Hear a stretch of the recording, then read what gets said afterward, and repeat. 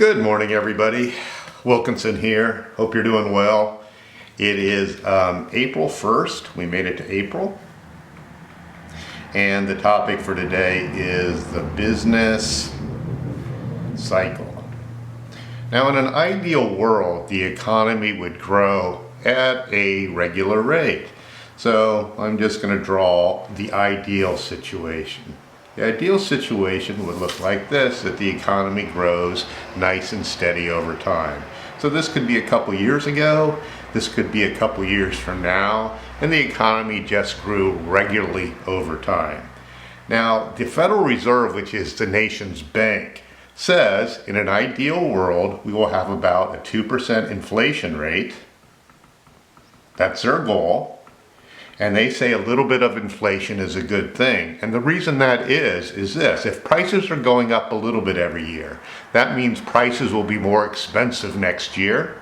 If things are going to be more expensive next year and you know that, there's an incentive to buy something right now because you're getting it before the prices went up. If you're buying stuff right now, somebody needs to make that stuff right now, and it keeps the economy going.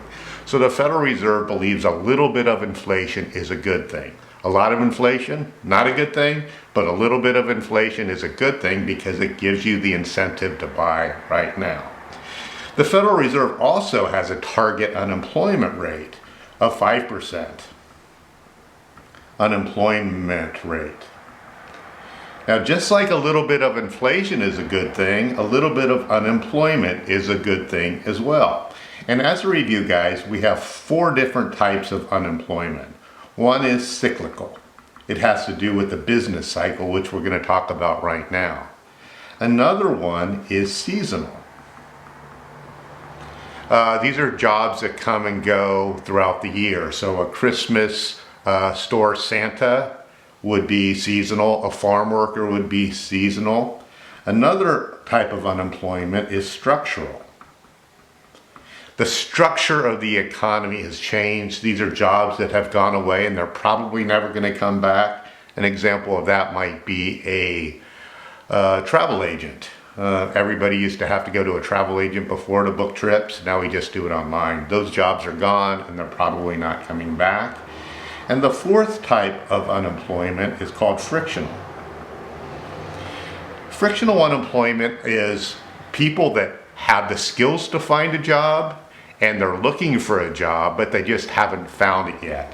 So this might be when you graduate from college, you have the skills to find a job, but it takes you a month or 2 to find it. You may quit a job and find somebody else. So frictional unemployment is kind of like the good type of unemployment. It are people that are between jobs. They know they have the ability to find another job, so they leave the job that they're in with the intent of finding another job or a better job. So a little bit of unemployment is a good thing. And the Federal Reserve says it should be about 5%. Anyway, back to the business cycle. So this would be the ideal economy. It's growing slow and steady and nothing dramatic is going on.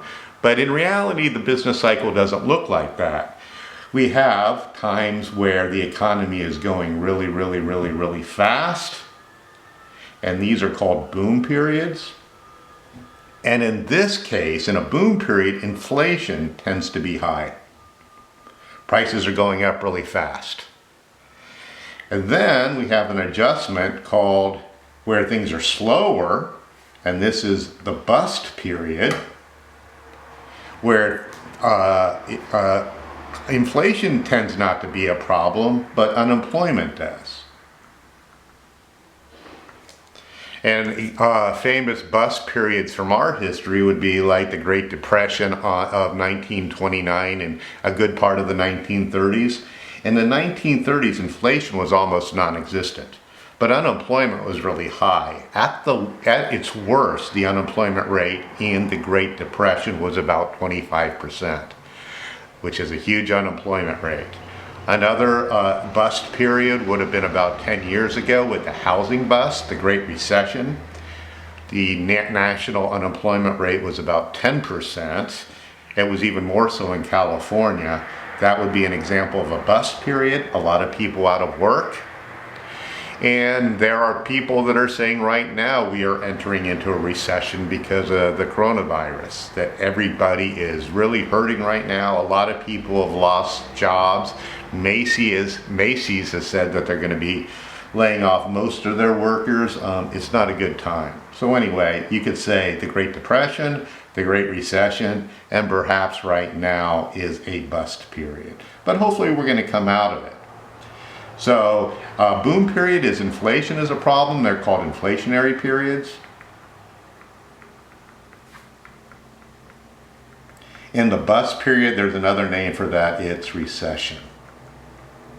And we may be approaching a recession right now. All right, so I would like to go back to what we were talking about on the last video, a model for this. And I'm going to be ignoring the boom cycle right now. I'm going to be talking about the bust cycle or the recession.